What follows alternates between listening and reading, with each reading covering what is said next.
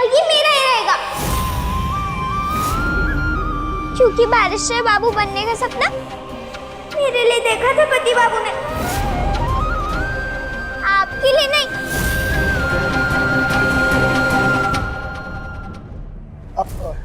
लेकिन बॉन्दिता, कोई लेकिन वेकिन नहीं पति बाबू, मैं बनूंगी बारिशर बाबू। मैं पढ़ूंगी, खूब ढेर सारी मेहनत करूंगी, दिन रात एक कर दूंगी, जरूरत पड़ी तो ना सोऊंगी ना खाऊंगी, पर बारिशर बाबू बनकर दिखाऊंगी मैं आपको।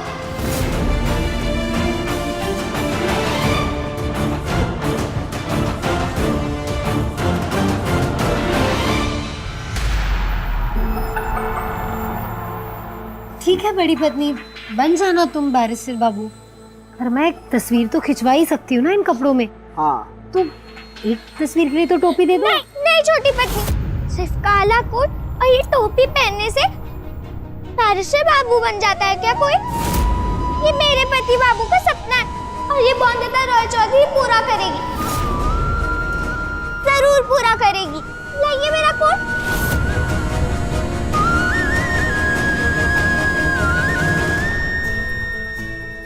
दीजिए। नहीं पति बाबू, मुझे छोटी पत्नी को बारिशर बाबू वाले कपड़ों में देखकर इतनी तकलीफ इसीलिए हो रही थी क्योंकि ये लक्ष्य आपने मेरे लिए चुना था पति बाबू।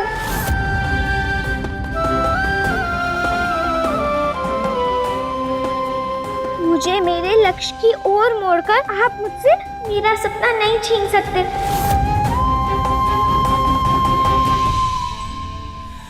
आप जा सकते हैं, शुक्रिया।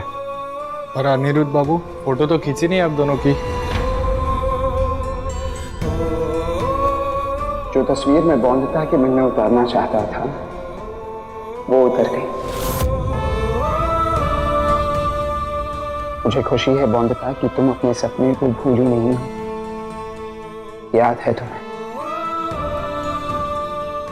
बैरिस्टर बाबू बॉन्दिता।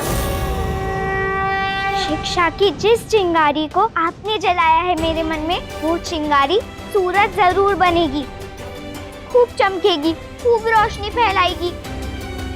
हाँ पति बाबू, हाँ, बॉन्दिता बनेगी बारिशर बाबू।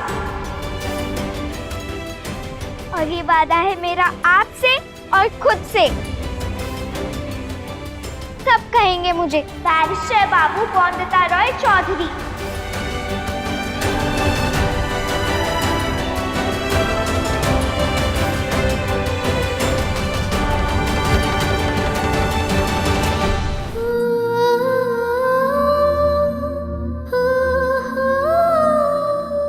बट्टू, कल से मैं तुम्हारे साथ हर रोज विद्यालय जाऊंगी।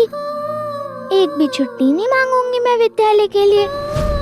और इतने दिनों में मेरी जो भी पढ़ाई छूट गई है तुम बता देना मुझे, वो सब पूरी कर लूंगी मैं। पर कैसे पूरा करोगी पौधी? दादा ने तो आपकी सारी कॉपी फाड़ दी ना। टीचर देखेंगे ना, बहुत गुस्सा होंगे। नहीं होंगे गुस्सा, क्योंकि मैं पूरी रात बैठकर फिर से ये सब लिखूंगी। ऐसे मेरा अभ्यास भी हो जाएगा और कॉपी भी तैयार हो जाएगी। सच में आप इतना सारा लिख लोगे, वो भी एक रात में? हाँ, क्यों नहीं। मेरे पति बाबू कहते हैं कि अगर सच्चे मन से कुछ ठान लो तो उसे पूरा करना मुश्किल नहीं होता।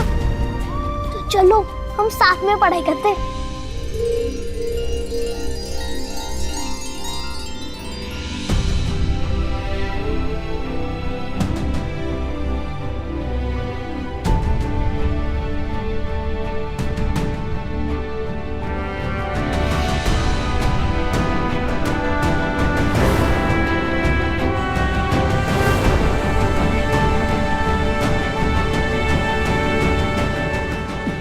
मनोरमा, मेरी तरकीब काम कर गई।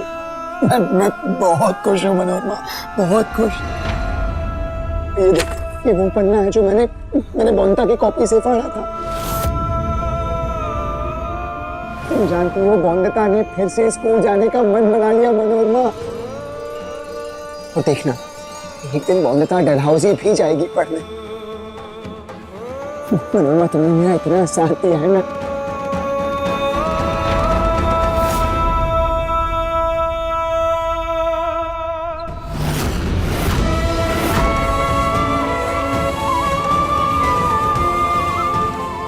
माफ करना, मैं खुशी में वो सॉरी।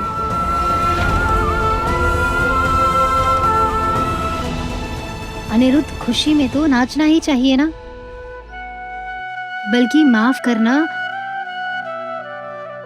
ये जो हर बात पे हमारे बीच में माफ करना है ना, मुझे ये नहीं पसंद। हाँ वो गलती से माफ कर।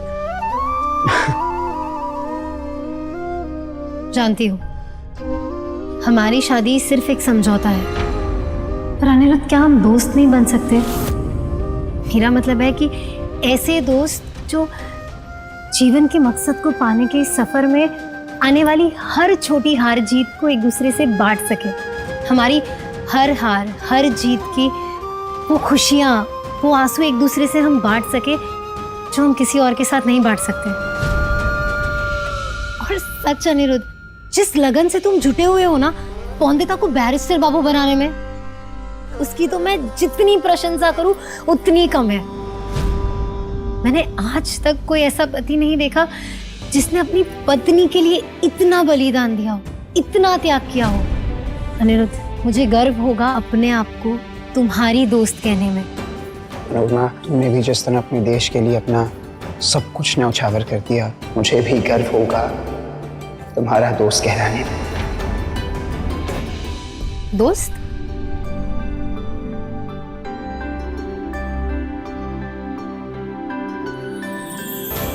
दोस्त जीवन भर के लिए।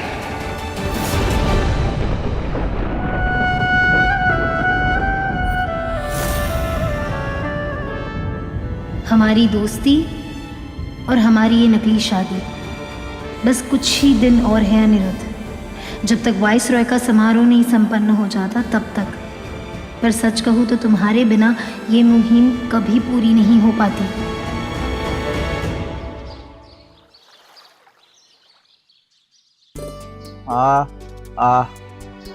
आरोपी।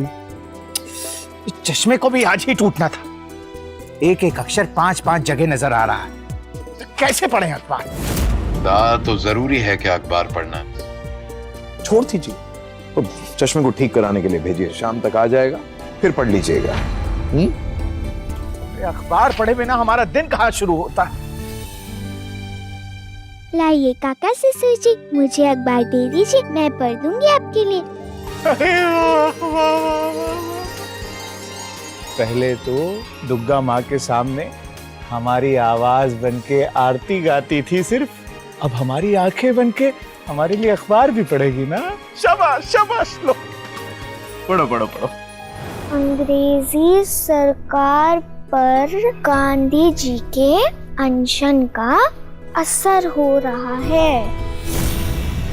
कलकत्ते में नई रेल की पटरी बिछाने की तैयारी शुरू हो रही है। वाह वाह वाह, ये तो बहुत पहले हो जाना चाहिए था।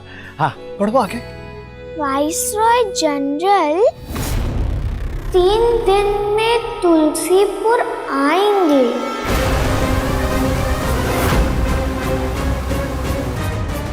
वाइसरॉय 3 दिन में तुलसीपुर आ रहा है, मतलब 3 दिन ही बचे हैं मेरी मुहिम के पूरे होने में। और इस मुहिम में अपनी जान कुर्बान करके देश की आज़ादी की तरफ मैं एक और कदम बढ़ाऊंगी। इनकलाब जिंदाबाद।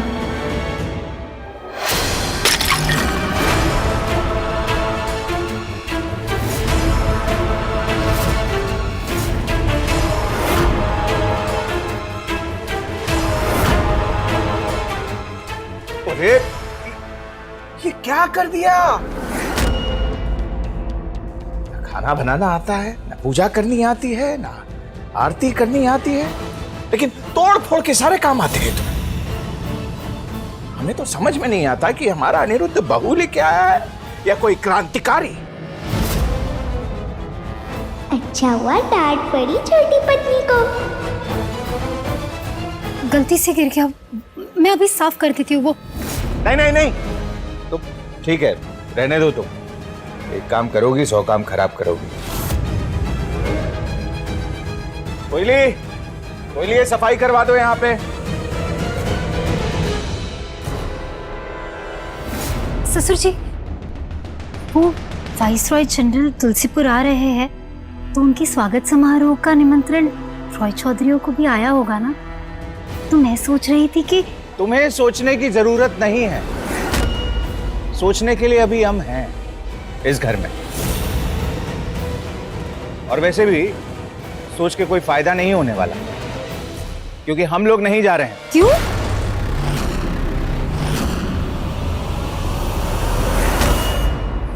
क्यों क्यों? क्योंकि स्वागत समारोह में हमें निमंत्रण नहीं मिला है।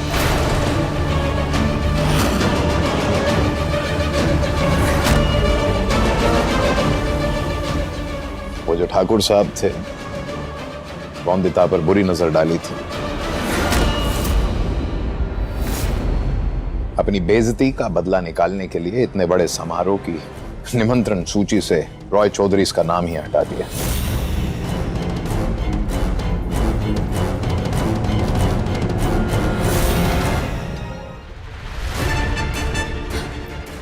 पर रॉय चौधरी भी कम प्रभावशाली थोड़ी ना है। मेरा मतलब है कि हम बात कर सकते हैं ना विक्रमगंज की रानी वैभवी देवी से कि वो रॉय चौधरियों का भी नाम जोड़ दे सूची में। हमने कहा ना कि तुम्हें सोचने की जरूरत नहीं है, सोचने के लिए हम हैं। और वैसे भी ये सब करके कोई फायदा नहीं होने वाला, क्योंकि रानी साहिबा जाहिर सी बात है कि ठाकुर के ज्यादा करीबी हैं। इसीलिए तो सूची में से हमारा नाम काट दिया उन्होंने, हमारा अपमान किया। ठीक है, हमें भी कोई फर्क नहीं पड़ता। अरे हम कौन सा मरे जा रहे हैं वहां जाने के लिए। हम रॉय चौधरी भी इस बार जाएंगे नहीं, वो वाइसराय का स्वागत करने के लिए। मेरी मुहिम को पूरा करने के लिए मेरा वाइसरॉय के स्वागत समारोह में जाना बहुत जरूरी है।